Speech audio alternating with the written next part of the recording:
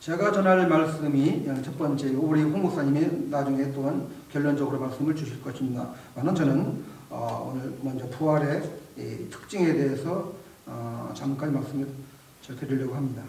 자, 첫째, 이 부활의 특징은 예수 그리스도의 부활의 특징 첫째, 어떠한 사건이다.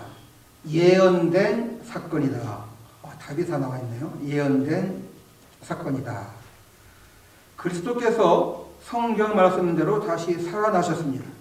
오늘 본문을 잘 보면은 저는 좀 그 전에 번역된 성경책이 있는데 이걸 너무나 오래 봐서 그런지 양쪽이 다 저는 좋아요. 주님께서 성경대로 우리 죄를 위해서 죽으셨다가 다시 살아나셨다. 사흘 만에 살아나셨다. 자, 하나님은 약속을 주시는 분이십니다. 근데 그 약속을 반드시 이루시는 분이시죠.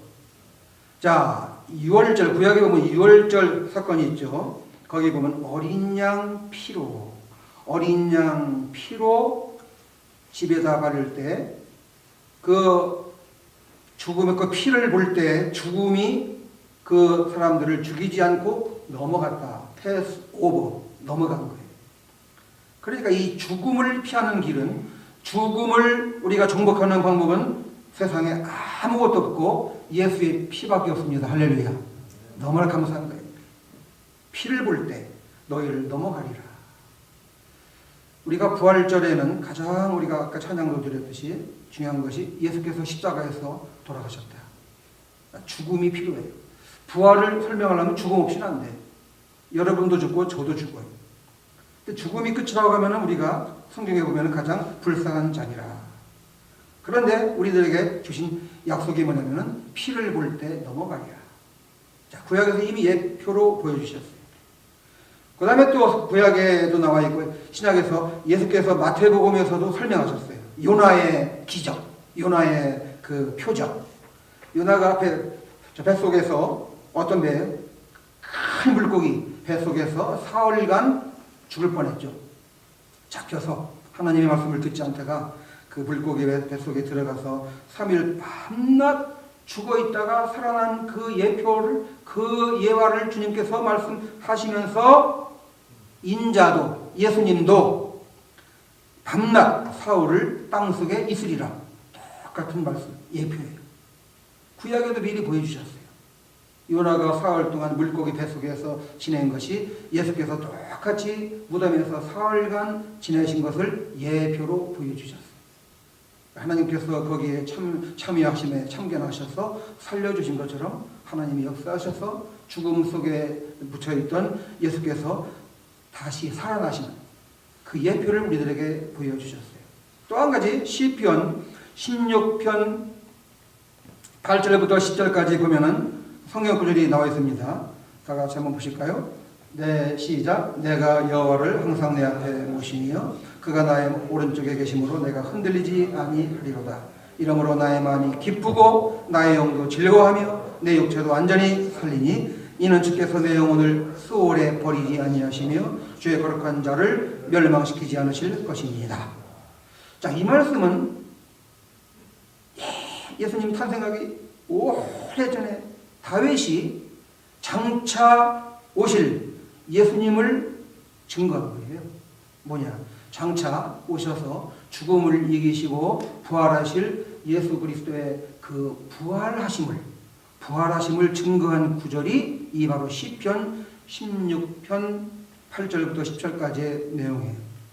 그래서 사도행전에 보면은 베드로도 이 시편을 인용해서 예수님을 부활을 증거했던 것이. 그 구절에 보면 내용을 수월에 버리지 아니하시며, 이 다른 번역은 음부에 버리지 아니하시며, 주의 거룩한 자로, 주님을 믿는 자들은 거룩한 자이죠. 거룩한 자로 멸망시키지 않으실 것입니다. 다른 거기 번역에 보면 썩지 않게 하실 것입니다. 멸망하면 썩죠. 죽으면 썩죠. 이 썩음과 멸망은 죽음이에요. 그런데 썩지 않을 것이다. 멸망하지 않을 것이다. 죽지 않을 것이다. 그것이 바로 뭐냐면 비밀이죠. 내가 너에게 비밀을 말하노니 죽은 자들이 썩지 아니할 것으로 다시 살고, 우리도 편하니라. 참 그래서 바로 이 부활이라고 하는 것은 예언된 사건. 구약에서부터 다 예언 우리들에게 미리 말씀해 주셨습니다. 예언됐습니다. 그런데 그것이 그대로 우리에게 지금까지 와서 하나하나 다 이루어졌습니다. 두 번째는 부활은 역사적 사건입니다. 역사적으로 성취가 되었습니다. 증거와 증인이 있기 때문에 확인될 수 있는 사건인 것입니다. 자, 증거가 뭐냐? 우리들이 교회 오래 나오신 분들은 다 아시죠? 빈 무덤. 모든 영혼들의 무덤은 그들의 뼈가 아직까지 붙여 있어요. 근데 예수님의 무덤은 어느 종교를 만드는 사람 중에 또 오로지 예수님 한 분만, 예수님의 무덤만 비어 있다는 사실이에요. 천하인간의 구원을 얻을 만한 다른 이름을 예수 외에는 없다는 것이죠. 마태복음 28장 6절에 보면 그분은 여기 계시지 않고 전에 말씀하신 대로 살아나셨다. 여기 와서 그분이 누우셨던 곳을 보라. 자, 이것이 바로 가장 큰 증거죠. 빈 무덤. 여기 계시지 않는다. 살아나셨다. 왜 여기 있느냐? 살아나셨으니까는 살아계신 분들 저기 가서 갈릴리 가서 만나라. 자, 또 한 가지는 증인입니다. 여기 오늘 본문에 우리가 읽은 데 보면은 5절부터 8절 사이에 그 증인들이 너무 많아요. 자, 우리가 보통 증인은 2명이 필요해요. 법정에서 2명 있으면 충분해요. 증인, 확실한 증인 2명, 1명은 안 돼요. 원래 법적으로 2명이 필요한데 이 성경은 얼마나 확실한지 우리들에게 너무 많은 증인을 보여주셨는데 베드로, 12제자, 500명이 넘는 형제들, 야고보, 모든 사도들, 사울, 나중에 바울이 됐죠. 이 모든 사람들에게, 하나님의 사람들에게, 많은 이 사람들에게 500명이 넘는 형제들에게 한꺼번에 보이셨어요. 이것이 바로 증인입니다. 그리고 현재 예수를 믿는 우리들 증인 아니에요? 예수님이 누구신데 우리 눈을 본 적이 없는데 우리는 그분을 믿고 따르고 그 예수의 이름으로 우리는 병고침도 받고 평화도 누리고 행복을 누리고 다시 영생을 체험하는 영생이 확신이 되어지는 믿어지는 이런 축복이 찾아왔는데 이 모든 것은 바로 부활이 그냥 어떠한 전설이 아니라 역사적으로 우리에게 이루어진 사건이다. 이것이 부활입니다. 세 번째 부활의 특징은 자, 여러분 여기 주변에 보면은 또 칸이 비어 있어요. 위한 사건인 동시에 위한 사건이다. 뭐를 위한 사건이냐? 온 세상을 위한 사건인 동시에 나를 위한 사건이다. 예수님 부활이 내 부활이 안 되면은 아무 소용없어요. 제일 중요한 것은 부활이 예수님의 부활이 나에게도 부활이 되어지는 그 믿음이 그 확신이 찾아올 때 그런 우리가 체험을 할 때 그것이 바로 이 부활의 가장 큰 축복. 부활의 객관성, 온 세상을 위한 사건이에요. 그리고 주관성, 나를 위한 사건, 나를 위한 사건. 요한일서 2장 2절에 보시면은 봅시다. 시작. 그분은 우리 죄를 위해 화해의 제물이 되셨습니다. 우리 죄만 아니라 온 세상의 죄를 위해 그렇게 되신 것입니다. 여기 보면 노란 글씨로 우리 죄만 아니라 온 세상의 죄를 위해서 오셨다. 예수님은 요한복음 3장 16절에 그 다음에 보면은 하나님이 세상을 무척 사랑하셔서 우리 이처럼 사랑하다. 무척 사랑하는 게 좋네요. 하나밖에 없는 외아들을 마저 보내주셨으니 누구든지 그를 믿기만 하면 멸망하지 않고 영원한 생명을 얻는다. 자, 그러니까 이 부활의 사건은 온 세상을 위한 사건인 동시에 바로 나를 위한 예수 부활, 내 부활을 위해서 주님이 오셨다. 부활의 축복입니다. 근데 이 부활을 내가 받을 때 나 같은 죄인이 갖는 자격이 있습니까? 뭐 자격이 필요합니까? 나 같은 죄인이 어떻게 이 부활을 체험할까? 이게 어떻게 내 아이 부활이 될 수가 있을까? 아닙니다. 성경에 보면은 고린도전서 15장 9절에 보면 사도 바울이 이렇게 고백했어요. 나는 사도들 중에 가장 보잘것없는 사람이며 하나님의 교회를 박해했기 때문에 사도라고 불릴 자격마저 없습니다. 자, 사도 바울은 어떤 사람이었어요? 하나님의 교회를 성도들을 박해한, 죽인, 감옥에 붙잡아서 감옥에 가둬버린 아주 나쁜 사람, 교회를 박해하는 사람, 사도라고 불릴 자격마저 없는 사람. 근데 이런 사울까지도 하나님은 부르셔서 그에게 부활을 허락하셨어요. 부활을 위한 축복. 이 축복은 어떤 자격이 필요한 것이 아니라 내가 예수 그리스도를 믿음으로 여러분들과 나 자신의 부활이 될 줄 믿습니다. 예수 부활은 내 부활. 자, 마지막으로 이 부활의 특징은 우리 삶의 가장 중요한 사건입니다. 가장 중요한 사건이다. 여러분, 세상에서 소식 중에 뉴스 중에 사실 제일 큰 소식이 있다고 하면은 죽었다가 다시 살아난다. 이것보다 더 큰 건 없는 거예요. 우리들이 중병에 걸렸다가 낫기만 해도 펄펄 뛰고 좋아하고 막 하나님 만났다고 그러고 내가 체험했다고 하는데 죽었다가 다시 살았다. 병만 나아도 기쁜데 우리를 영원히 살려주신다니, 우리를 영원한 죽음이 없이 영원한 생명을 주신다고 하니, 그 부활을 주신다고 하니 얼마나 중요한 거예요. 여러분, 옛날 우리 성경에는 여기 본문의 3절, 본문의 3절과 11절에 보면은요, 특별히 3절에 보면은 옛날 우리 성경책에는 그냥 내가 받은 것을 먼저 너희에게 전하노니. 우리 목사님이 적으신 최근 성경 번역에 보면은, 자, 여기 봅시다. 시작. 나는 내가 받은 가장 중요한 것을 여러분에게 전하였습니다. 일하는 사람이 나든 그들이든 우리가 다 부활의 소식을 전하였고 여러분도 이것을 믿었습니다. 여기 보면은 어떻게 번역이 되냐면은 영어 성경에는 확실히 되어 있어요. As of first importance. 첫 번째 중요한 것. 그러니까 성경에서 첫 번째로 중요한 것은 예수님 부활이에요. 이거 이상 좋은 게, 이거 이상 또 중요한 것이 없어요. 첫 번째 가장 중요한 것이 예수 부활. 그래서 사도 바울은 확실히 얘기한 것. 내가 받은 가장 중요한 것이 이거다. 무엇입니까? 부활. 이 부활을 여러분들에게 전합니다. 히브리서 9장 27절에 다음에 보면은 사람이 한 번 죽는 것은 정해진 운명이지만 죽은 후에는 심판이 있습니다.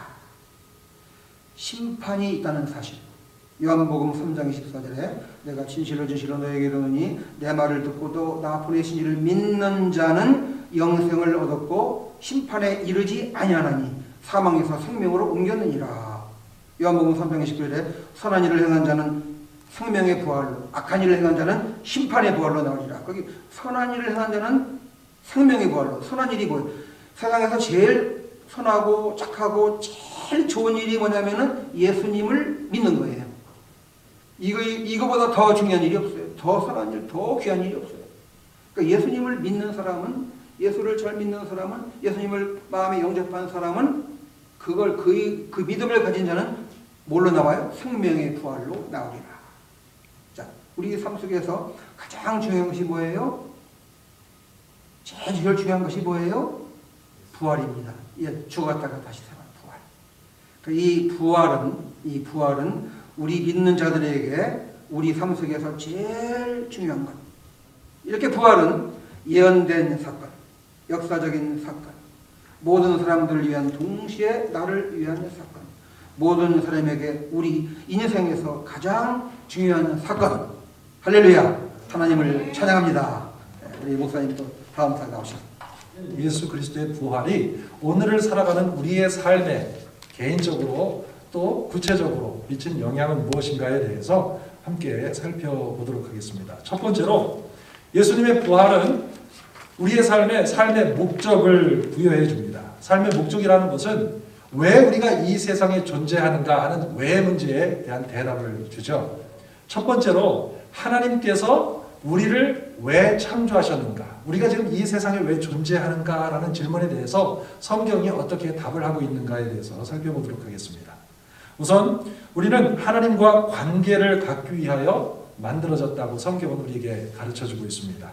창세기 1장 26절 함께 우리가 스크린에 있는 말씀을 보면은요, 그리고서 하나님은 우리의 모습을 닮은 사람을 만들어, 이렇게 말씀하시면서 하나님께서 우리를 지으셨어요. 누구를 닮은 사람들을 만들겠다고 하나님께서 말씀하셨다고요? 하나님을 닮은 사람들.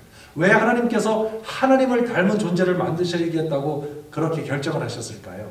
그것은 하나님과 교제하기 위해서, 하나님과 친밀한 관계를 갖는 그러한 피조물을 만들기 위해서 하나님께서 특별히 사람을 만드신 거죠.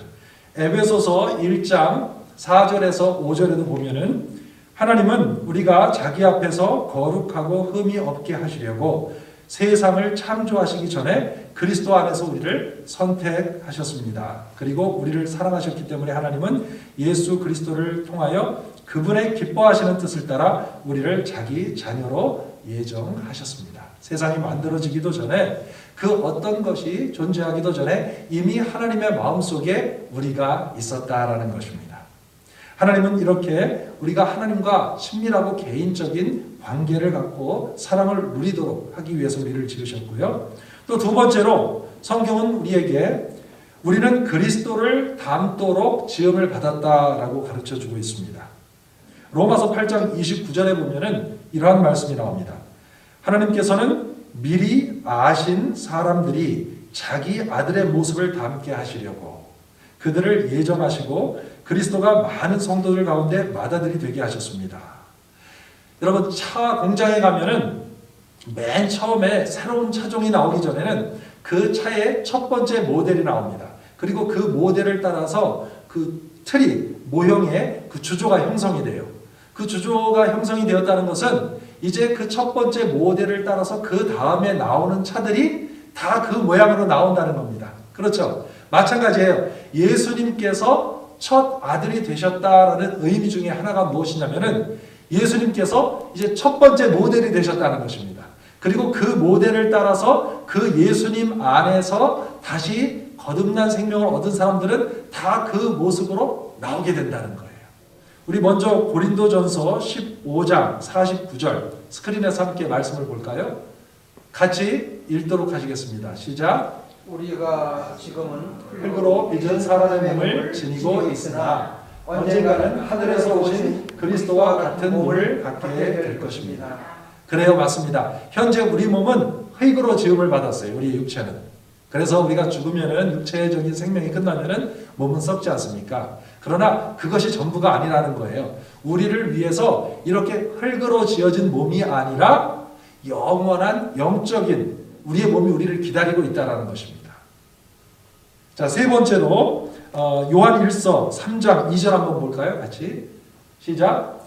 예수님이 나타나시면 우리도 그분처럼 되어 그분의 참 모습을 보게 될 것입니다.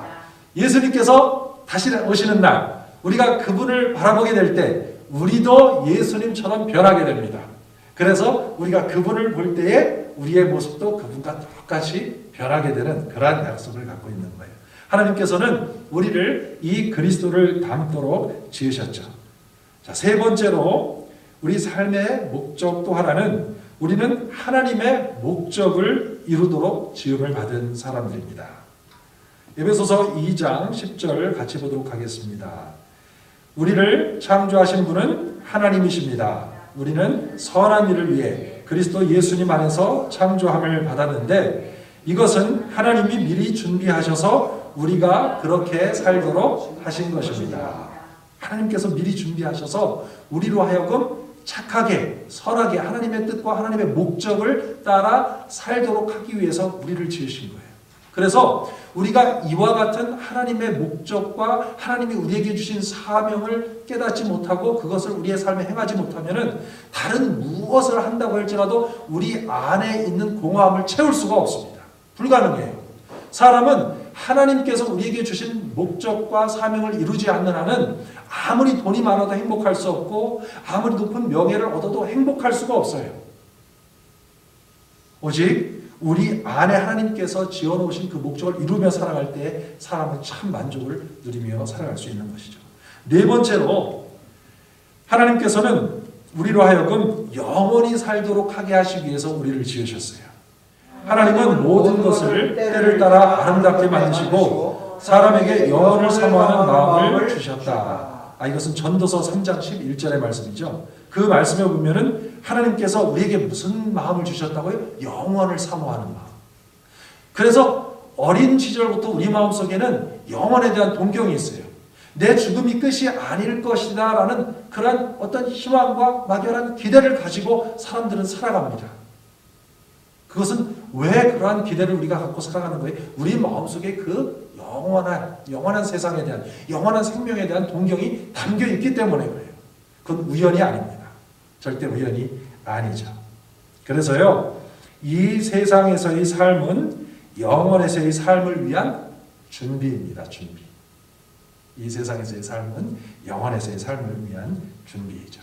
자, 이렇게 예수 그리스도의 부활은 우리의 삶의 목적을 부여해 준다고 그랬죠. 그 네 가지 목적은 하나님과의 관계를 우리가 이 세상에 살아가면서 갖는 것이 첫 번째고요. 그 다음에 우리가 살아가면서 또 그리스도를 닮도록 하시는 것, 이것이 우리의 목적입니다. 그리고 하나님의 목적과 뜻을 이루며 살아가도록 하는 것도 우리 삶의 목적이고요. 그리고 우리가 영원히 살도록 우리의 마음속에 그러한 소원을 주시고 이 세상에서 준비할 수 있도록 하신 것도 하나님께서 우리를 지으신 목적이죠. 동시에 예수 그리스도의 부활은 우리의 삶에 사명을 또한 부여합니다. 우리 사람이 이 세상에 살아가면서 다양한 일을 하잖아요. 직업도 다양하죠. 또 삶에 추구하는 것도 다양합니다. 그러나 그러한 삶의 모든 다양한 내용을 통해서 우리가 궁극적으로 이 세상 속에서 이루면서 살아가야 하는 그런 궁극적인 삶에 해야 할 일, 사명이 무엇인가에 대해서 예수 그리스도의 부활은 우리에게 가르쳐 주고 있죠. 그것은 무엇입니까? 첫 번째로 나의 독특한 모양, 하나님께서 지으신 나의 독특한 모습을 따라서 교회와 세상에서 사랑을 표현할 수 있다, 섬길 수 있다라는 것입니다. 이렇게 주변의 사람들에게 사랑을 표현하는 삶, 나의 모습을 가지고 사랑을 표현하는 삶을 우리 교회의 역사 속에서 무엇이라고 불렀냐면 사역이라고 불렀습니다. 사역. 들어보셨죠? 사역. 그래서 우리 에베소서 2장 10절 같이 읽어보도록 하겠습니다. 시작. 우리를 창조하신 분은 하나님이십니다. 우리는 선한 일을 위해 그리스도 예수님 안에서 창조함을 받았는데 이것은 하나님이 미리 준비하셔서 우리가 그렇게 살도록 하신 것입니다. 하나님께서 미리 준비하셔서 우리로 하여금 하나님의 목적을 따라 선하게 다른 사람들을 사랑하며 살도록 그렇게 우리를 지으셨어요. 그래서 사람은 자기를 위해서 살 때는 결코 만족을 누릴 수가 없습니다. 하지만 다른 사람을 위해서 그들의 필요를 내가 가지고 있는 것을 통해서 채워주고 살아갈 때 그때 사람은 가장 만족을 누리고 기쁨을 누리고 보람을 누리며 살아갈 수밖에 없어요. 왜? 그렇게 지음을 받았기 때문에 그렇습니다. 사역은 무엇이냐면은 헬라어로는요 디아코노스라는 단어를 사용합니다. 그 의미는 섬기다라는 뜻이에요. 즉 사역은 하나님을 섬기고 다른 사람의 필요를 채우기 위해서 하나님께서 내게 주신 것, 그것이 시간이든 물질이든 재능이든 이것을 사용해서 사람들을 섬기는 것, 그리고 그 사람들을 섬기기 위해서 내가 가지고 있는 것들을 지혜롭게 사용하는 모든 것을 사역이라고 하는 것입니다. 그래서 사역자는 다른 말로 표현하면은 섬기는 자예요. 영어로 사역은 ministry라고 합니다. 그런데 이 ministry와 동일한 단어가 무엇이냐면은 서비스라는 단어예요. 그래서 minister, 사역자라는 말은 servant, 섬기는 사람, 종이라는 표현입니다. 구약 시대에는 특별하게 하나님께서 특별한 사람들에게 하나님의 영을 부어주셔가지고 그들을 주님의 종으로, 미니스터로, 서번트로 사용하셨어요. 그러나 신약 시대에는 모든 그리스도인들이 기름 부으심을 받았습니다. 그래서 신약 시대에는 모든 그리스도인들이 다 하나님의 종이에요. 미니스터예요. 사역자입니다. 모든 그리스도인들은 예외 없이 주의 종, 또 하나님의 사역자로서 사역을 하도록 부르심을 받았습니다. 그래서 우리는 왕 같은 제사장이요 라는 표현이 바로 그것입니다. 그리스도인은 다 제사장들이 구약시대에 기름을 받았던 것처럼 오늘날 예수 그리스도 안에서 기름을 받고 다른 사람들을 하나님이 주신 능력 가운데 섬기도록 부르심을 받은 거예요. 지난번에 제가 설교 시간에 말씀드렸죠. 그리스도인이라는 의미는 무슨 뜻이라고 했어요? 그리스도라는 의미가 기름 부음을 받았다라는 뜻이라고 설명을 드렸죠. 그럼 그리스도인이라는 것은 무엇이에요? 기름 부음을 받으신 분 안에 있는 사람들. 다시 말하면 예수 그리스도의 기름 부으심을 함께 받은 사람들이다라는 뜻입니다. 이게 그리스도인이에요. 자, 그렇다면 우리는 어느 방향으로 사역을 할까요? 그리스도인은 세 가지 방향으로 사역을 합니다. 첫 번째로는 주님께 사역을 해요. 두 번째로는 같은 믿는 사람들을 위해서 사역을 합니다. 그것이 바로 교회 안에서 자기의 영적인 은사를 따라 사역하는 거예요. 뿐만 아니라 그리스도인은 아직 예수 그리스도를 모르는 사람들을 위해서 사역을 합니다. 이것이 세상에 나가서 그들의 필요를 채우고 그들의 아픔을 달래는 이러한 모든 일을 하는 거예요. 이렇게 우리가 특별히 사람들을 위해서 사역을 할 때에 세 가지의 독특한 영역에 우리는 사역을 합니다. 첫 번째로 사람들의 육체적인 필요를 채워주는 그러한 사역을 그리스도인이라는 거예요. 돈이 없는 사람들, 못 먹는 사람들, 입지 못하는 사람들에게 그들의 필요를 채우는 일을 하기 위해서 우리가 교회가 구제 사역을 하지 않습니까? 그뿐만이 아니라 사람들의 감정적인 필요를 채워주기 위해서 또 우리 그리스도인들은 사역을 합니다. 성경 데살로니가전서 5장 14절에 보면은 스크린에는 안 나올 겁니다. 게으른 자들에게는 경고하고 의기 소침한 자들은 격려해주며 약한 자들을 도와주고 모든 이들에 대하여는 오래 참으라 하고 그리스도인들에게 하나님께서 가르쳐 주시면서 마음에 상처받은 사람, 과거의 여러 가지 아픔과 또 실수로 인해서 자기 자신이 수치와 죄책감으로 살아가는 사람들에게 찾아가서 예수 그리스도를 통해서 그들에게 주어진 하나님의 용서와 또 평화를 전하라고 하나님께서는 우리를 세워주신 것입니다. 이것이 우리의 사명이에요. 그래서 그리스도인들이 하나님의 마음을 가지고 가는 때에 사람들은 그 마음속에 위로를 받는 겁니다. 이뿐만이 아니죠. 우리들은 또 사람들의 영적인 필요를 채워주는 그러한 사역을 합니다. 고린도후서 5장 18절에 보면은 하나님께서는 그리스도를 통하여 우리를 하나님과 화목해 하셨습니다. 그리고 우리에게 그 화해의 사역을 맡겨주셨습니다. 그래서 그리스도인들이 세상에 나아가서 다리 역할을 해서 하나님과 아직 하나님을 모르는 사람들 사이에 다리를 놓아주는 거예요. 예수 그리스도를 소개해 줌으로써.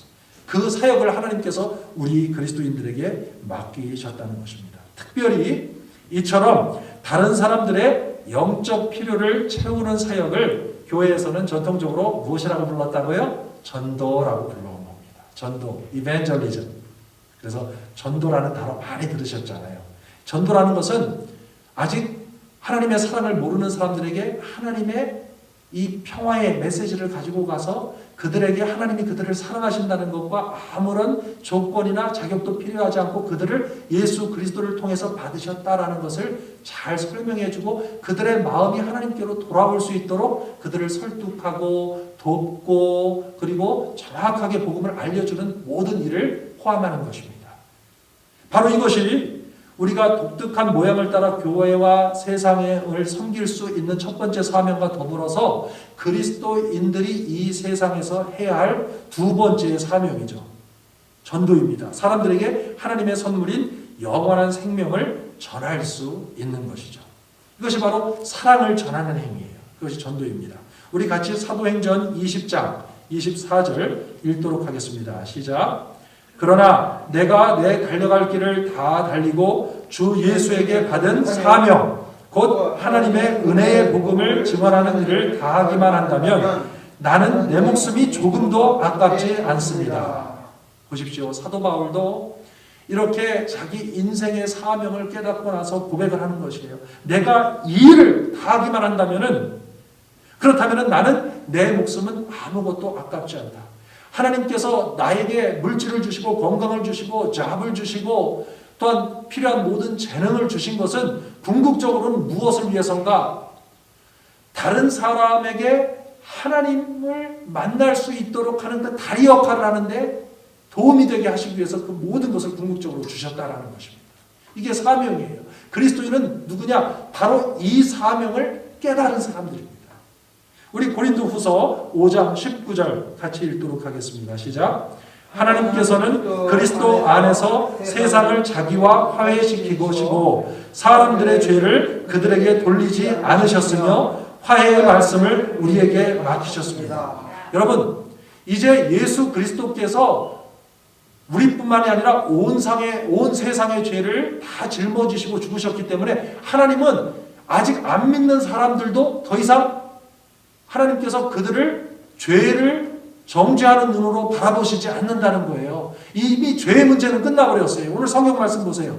그리스도 안에서 세상을 자기와 화해시키시고 이미 하나님은 세상 사람들을 향해서 나는 너희와 화해했다. 나는 이제 너희들에 대해서 막힌 것이 아무것도 없다. 너희들이 할 일은 내 구원의 놀라운 은혜인 예수 그리스도를 너희들이 받아들이고 나한테 돌아오기만 하면 된다. 이것이 메시지입니다.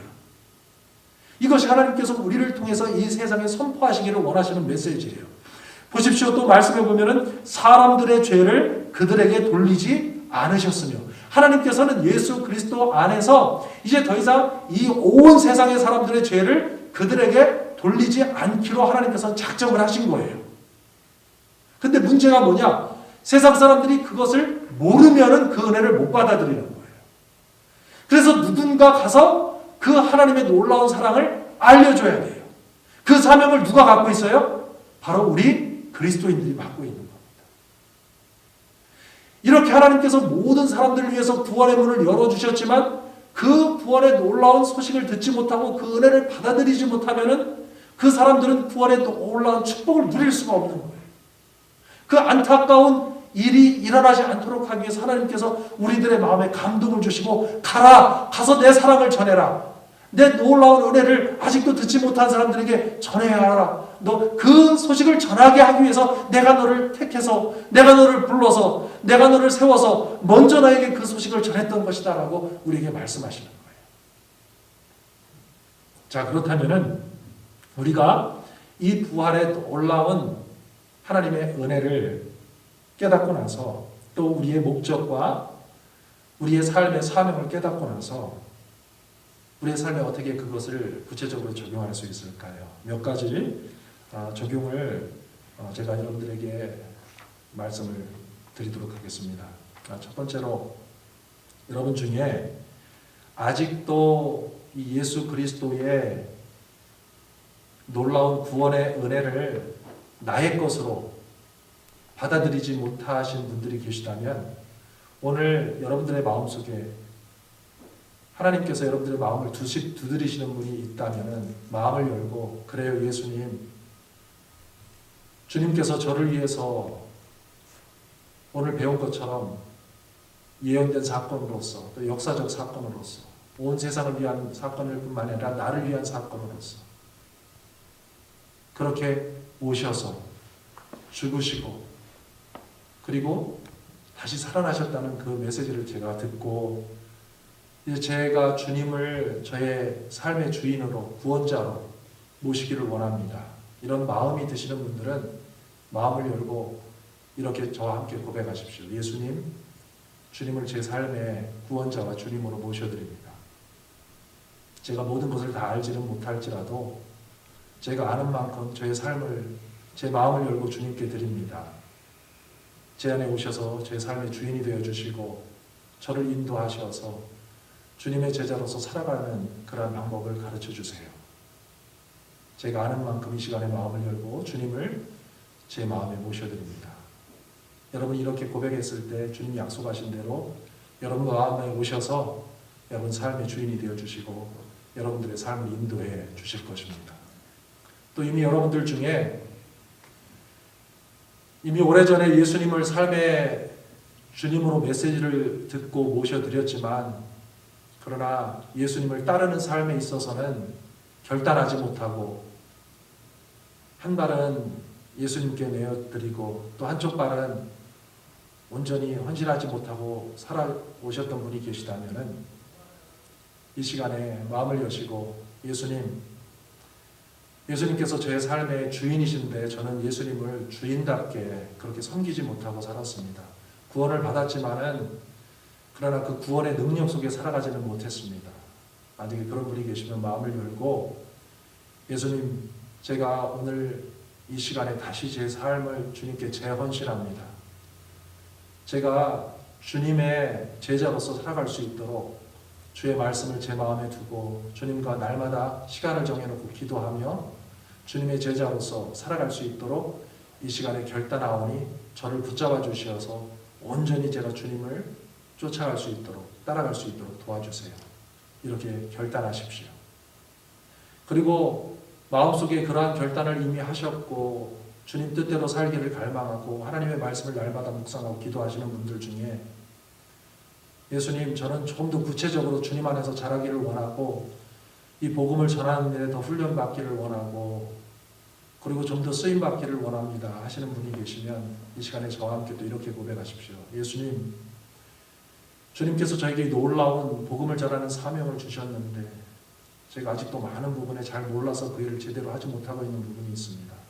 주님, 제가 좀 더 구체적으로 잘 훈련받고 그리고 좀 더 깊이 깨달아서 주님을 전하는 삶, 또 주님을 증거하는 삶이 좀 더 구체적으로 또 효과적으로 제 삶에 이루어질 수 있도록 주님 저를 더욱더 양육시켜 주십시오.